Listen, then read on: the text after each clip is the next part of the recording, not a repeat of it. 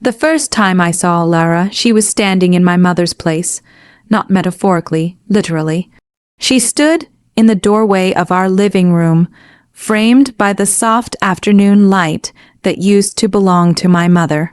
Her posture was perfect, her smile gentle, her eyes calculating. She wore white, not the innocent kind, but the kind that demanded attention. "This is Alara," my father said, his voice unusually bright. "I told you about her." Yes, he had. But hearing about someone and watching them quietly take over your life are two very different things. "Hi," she said, her voice smooth as silk. "I've heard so much about you." I forced a polite smile. "I'm sure you have." She walked toward me, her heels clicking softly against the floor that still held echoes of my mother's laughter. When she reached me, she didn't hug me. She didn't even try. She just looked at me like she was measuring something. And I realized then, this wasn't a meeting. It was an evaluation. My mother had been gone for less than a year. Everything still smelled like her books, her perfume, even the curtains she insisted on keeping despite their faded color. The house wasn't just a place, it was memory layered on memory. Alara didn't like that. Within weeks of moving in, things began to disappear. At first it was small, a photo frame from the hallway, a vase from the dining table, my mother's favorite throw blanket from the couch. When I asked about them, Alara would tilt her head sympathetically. "Oh, that old thing. I thought it was time for a refresh." A refresh.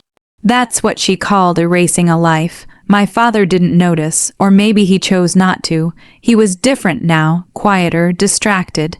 Whenever I tried to bring it up, he'd brush it off, give her a chance. He'd say, "She's trying to make this a home again." But it already was a home. Just not hers. The changes didn't stop at furniture. They extended to people. Slowly, almost invisibly, Alara began isolating me. Family dinners turned into formal events where I felt like a guest. Conversations would shift when I entered the room. Decisions were made without me, about me. Even the staff began answering to her first. It was subtle, careful, strategic.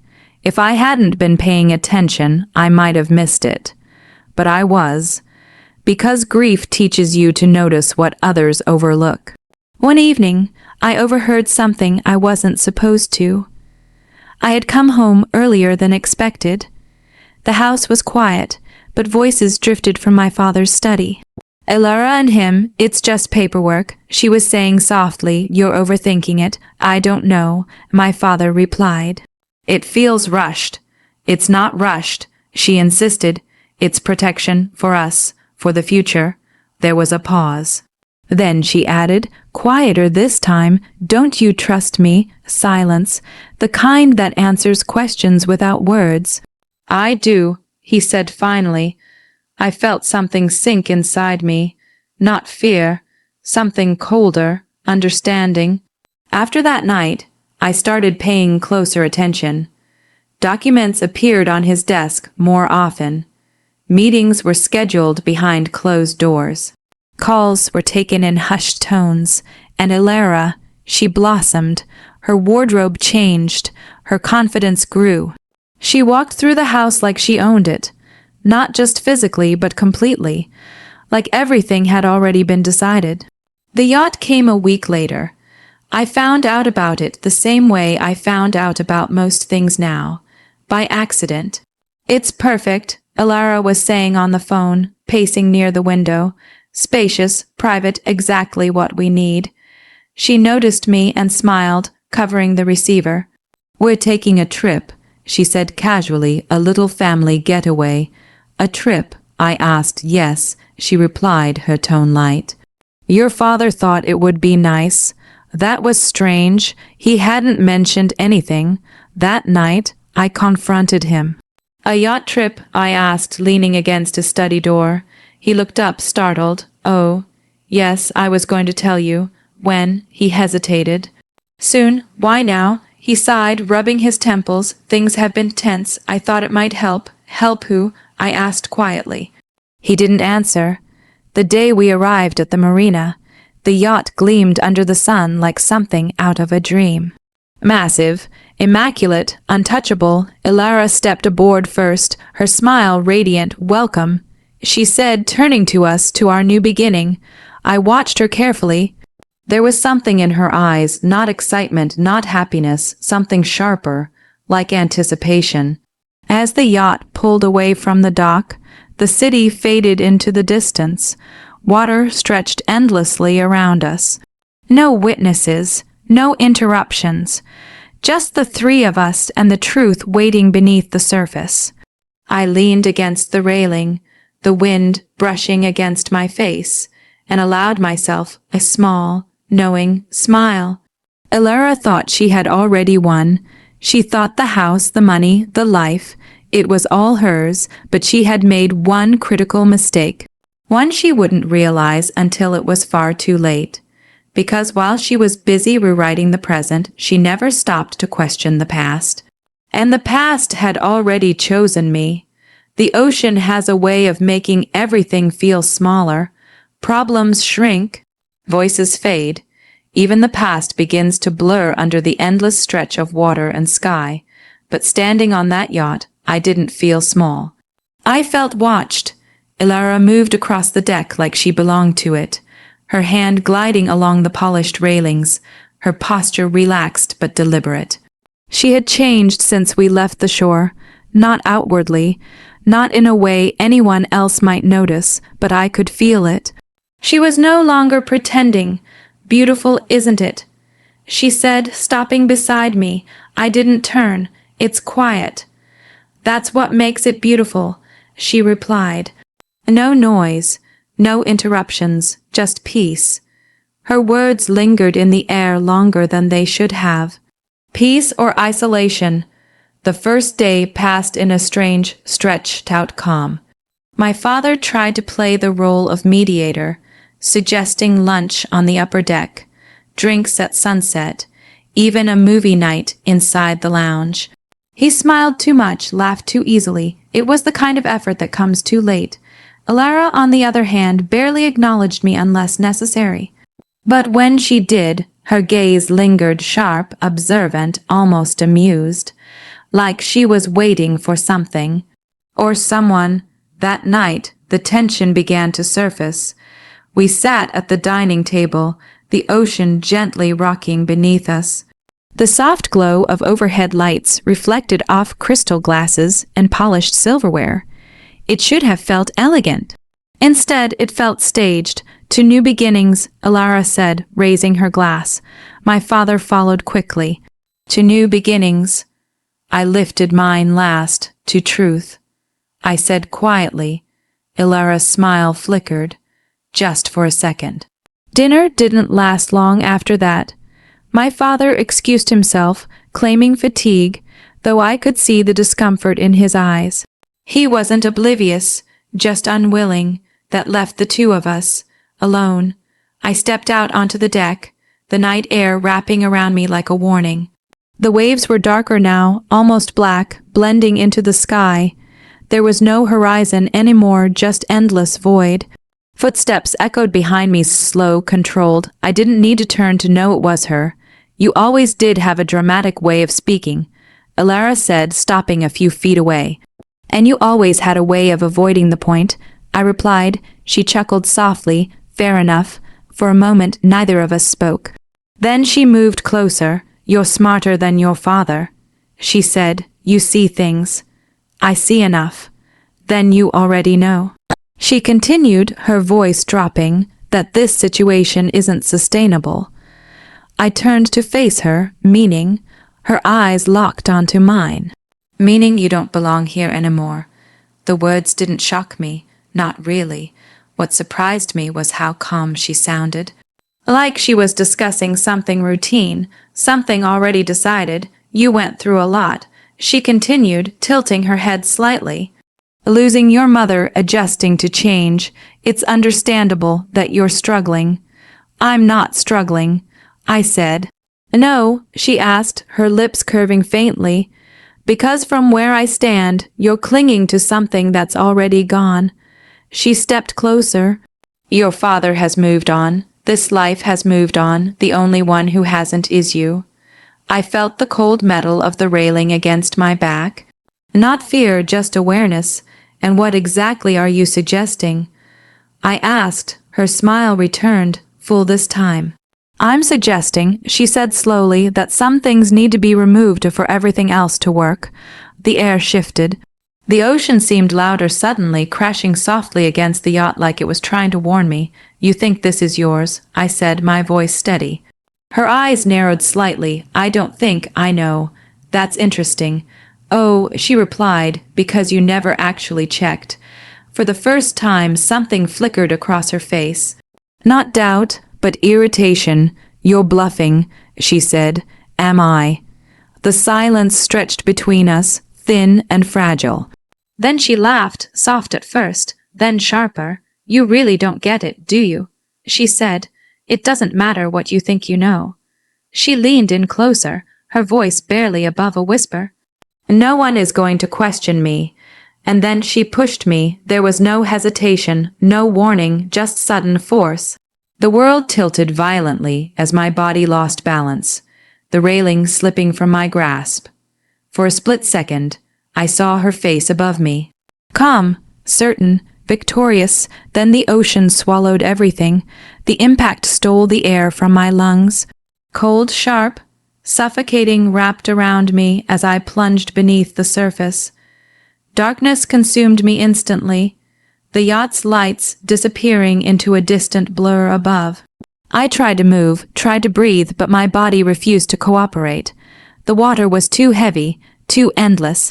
Panic clawed at me, but something else pushed through it, clarity. In those final moments before instinct took over, one thought echoed in my mind. Not fear, not regret, but certainty. She had made a mistake.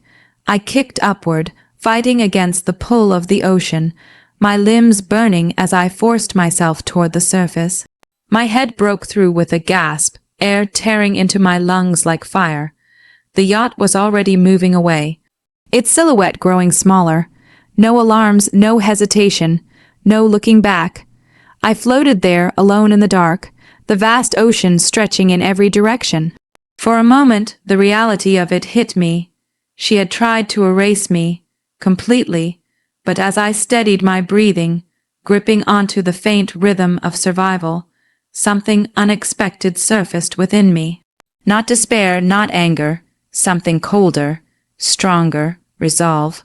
I watched the yacht disappear into the horizon, its lights fading one by one. And as the darkness closed in around me, I whispered into the night, you should have checked who you were dealing with. Because I wasn't gone. Not yet, and when I came back, I wouldn't just survive, I would finish it. Pain was the first thing I felt. Not sharp, not immediate, but deep, heavy, and everywhere. It settled into my bones like the ocean had followed me onto land, pressing down, refusing to let go. Then came sound, low voices, the hum of an engine, footsteps crossing metal. I forced my eyes open. The ceiling above me was unfamiliar steel, worn, functional. A dim light swayed slightly with the movement beneath me. For a second, I didn't remember where I was. Then it came back, the yacht, the push, the water, Ilara. I inhaled sharply, and the pain in my chest flared, dragging a weak cough from my throat. She's awake, someone said. A man stepped into view, his face lined from years at sea, his expression cautious but not unkind. You're lucky, he said. We almost didn't see you. I tried to speak, but my voice came out raw. Where? Cargo vessel, he replied. We picked you up a few miles off route. A few miles. That meant she hadn't even bothered to slow down. Of course she hadn't. It took 2 days before I could stand properly. 2 days of drifting in and out of sleep, of warm blankets and quiet observation. The crew didn't ask many questions, and I didn't offer many answers, but I thought constantly, replaying every moment, every word, every look, not with fear, with precision. By the third day, I had a plan, not a reckless one. Not emotional, a careful one, because revenge, I realized, isn't about striking fast, it's about striking right. When we reached port, the captain offered to contact the authorities. "You should report this," he said. "Whatever happened out there, it wasn't an accident." I met his gaze. "I know." I said, "Then I'll handle it." He hesitated, then nodded slowly. "Just make sure you do." I would, but not the way he expected. The first place I went wasn't home, it was the office. The building stood exactly as I remembered, tall, polished, untouched by the chaos that had unfolded miles away at sea. People moved in and out, unaware that everything inside was about to shift. I walked through the doors like I belonged there. "Because I did. Can I help you?" the receptionist asked, her polite smile faltering slightly as she took in my appearance. Pale, tired, but steady. "I'm here to see Mr. Haldon," I said, her fingers paused above the keyboard. "Do you have an appointment?" "No," I replied. "But he'll want to see me." She hesitated, then made the call. A few seconds later, her expression changed. "Go right in." "Mr. Haldon looked up the moment I entered, and for the first time since I'd known him, he looked shocked. "You're—" he started, then stopped himself. "We were told." "I know what you were told," I said, closing the door behind me. He stood slowly. "Your father said there was an accident, that you didn't make it," I finished. Silence settled between us. Then I stepped forward and placed a folder on his desk. "You need to read that," I said. He opened it carefully, scanning the documents inside. At first, his expression remained neutral. Then it shifted, confusion, concern, and finally understanding. "This," he said slowly, "this changes everything. I'm aware." He looked up at me. "Does she know?" "No." A pause. Then, almost despite himself, he let out a quiet breath. "Then she's made a very serious mistake." I sat down across from him, my movements controlled, deliberate. "She thinks everything was transferred," I said. "The house, the accounts, the yacht. But these assets," he tapped the papers, "they're protected under the original trust. My mother's trust." I said. He nodded. "And according to this, nothing could be reassigned without your direct authorization." "Which I never gave." "No," he agreed. "You didn't." For a moment, neither of us spoke. Then he leaned back in his chair, studying me. "What are you planning?" he asked. I met his gaze, something precise. The next week passed quietly. On the surface, nothing changed. But underneath, everything was moving. Legal notices were prepared. Accounts were frozen. Access points were restricted. Every move Alara thought she had secured began slipping from her grasp, piece by piece, without her even realizing it. I stayed out of sight, not because I was afraid, but because timing matters, and I wanted the moment to be perfect. The invitation arrived 3 days later, a party hosted by Alara on the yacht. I almost smiled when I read it. Of course she would celebrate. Of course she would gather people, showcase her victory, bask in something she believed she had fully claimed. That was her weakness, not greed, confidence. She's consolidating her position. Mr. Haldon said when I showed him the invitation. "She's exposing it." I corrected. He nodded slowly. "Then this is where it happens." "Yes." The night of the event, the marina glowed with light. Cars lined the entrance. Voices carried over the water. Laughter echoed across the docks. And at the center of it all, the yacht. Untouched, unchallenged, still exactly where she left it. I stepped out of the car, adjusting my coat, my reflection briefly catching in the glass. For a moment, I barely recognized myself, not because I had changed physically, but because something inside me had settled. Hardened, clarified. This wasn't about anger anymore, or even revenge. It was about truth. As I walked toward the dock, the music grew louder, the lights brighter. People turned, some recognizing me, others simply noticing the shift in the air. I didn't slow down. Didn't hesitate because this time I wasn't the one being watched. I was the one returning, and Ilara. She had no idea that her perfect victory was about to collapse in front of everyone. The yacht looked even brighter at night. Lights shimmered across its surface, reflecting against the dark water like nothing had ever disturbed it. Music drifted across the marina, soft laughter weaving through the air. From a distance, it looked perfect. Untouched, unquestioned, a lie dressed as luxury. I walked toward it slowly, my heels echoing against the dock with quiet certainty. Conversations softened as I passed. Some faces turned in curiosity, others in recognition, a few in disbelief. Good, let them wonder.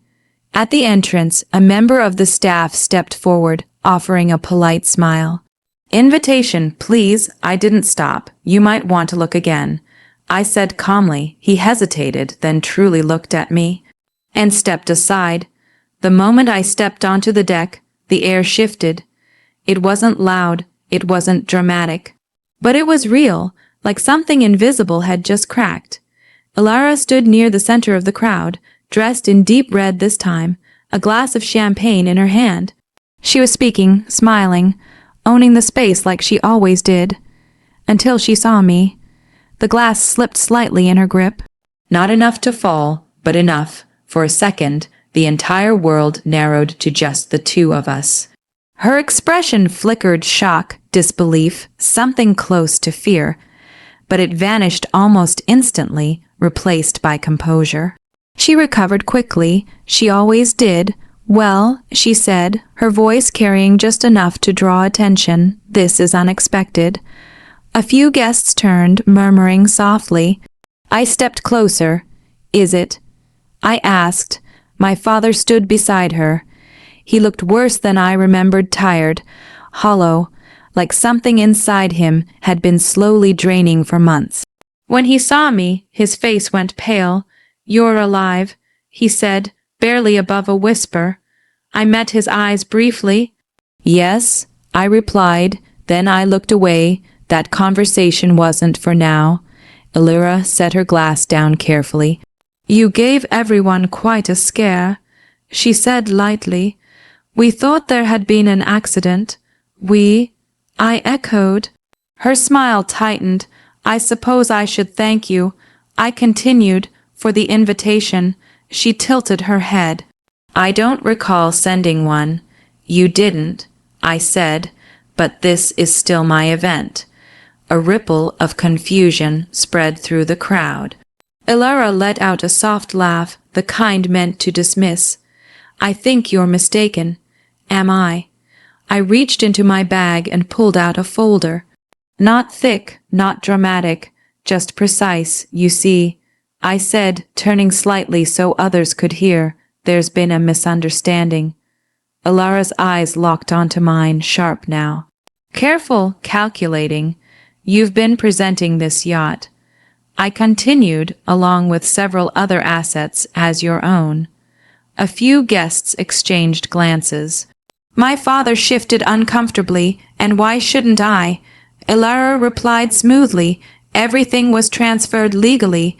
That's where you're wrong." Silence settled. Heavy, expectant, I opened the folder and handed a document to one of the guests closest to me. "Feel free," I said. "Pass it along." The paper moved from hand to hand, curiosity turning into something else as eyes scanned the contents. "What is this?" someone asked. "Ownership records," I replied. Ilara's composure didn't break immediately. But I saw it, that slight pause, that fraction of uncertainty. "That's not possible," she said, her voice firmer now. "I handled everything personally. I'm sure you did." I stepped closer, not aggressively, not emotionally. "Just enough, but you never checked the one thing that mattered," I said quietly. Her jaw tightened. "And what would that be?" "The origin. I turned slightly, addressing the crowd now. My mother established a trust before she passed. I explained, one that protected every major asset under conditions that couldn't be altered without my direct consent. Murmurs grew louder. That includes the house. I continued, the accounts. I paused, letting the weight of it settle, and this yacht. The silence that followed wasn't empty. It was sharp, like something breaking in real time. Elara shook her head slowly. No, it's verified. I interrupted. Legally binding, fully documented. She turned to my father. Say something. She demanded. He didn't. Because for the first time he understood. You told me everything was transferred. She pressed, her voice tightening. I thought it was. He admitted. That was it. That was the crack. Elara looked back at me, and this time there was no mask. You planned this, she said, low and sharp. No. I replied, you did. A beat of silence, then I added, you just didn't realize it. Security stepped forward. Not mine, not hers, neutral, professional. There are also pending charges. I said, my voice steady. Fraud, asset manipulation. I met her gaze and attempted murder. That landed hard. You have no proof, she snapped. I held her eyes. I survived. The room seemed to tilt slightly around us, not physically, but emotionally. For the first time since I'd known her, Elara looked small. This isn't over, she said, her voice breaking at the edges. I studied her for a moment, then shook my head slightly. No, I said quietly, it is. They led her away. Not dramatically, not loudly, but definitively. The crowd began to dissolve, whispers trailing behind them like shadows. My father stepped toward me, hesitant. I didn't know, he said. I believed him, but it didn't change anything. You didn't look, I replied. He had no answer for that. I turned away, walking toward the edge of the deck. The ocean stretched out in front of me, dark and endless, the same as that night, but I wasn't the same. The wind brushed against my face, steady and cold. For a moment I closed my eyes, not in relief, not in victory. In balance, because this was never about destroying her or proving something to him. It was about reclaiming what was always mine. When I opened my eyes again, the water no longer felt threatening. It felt quiet, controlled. And as the yacht drifted gently beneath my feet, one truth settled deeper than anything else. The fall didn't end me. It revealed me.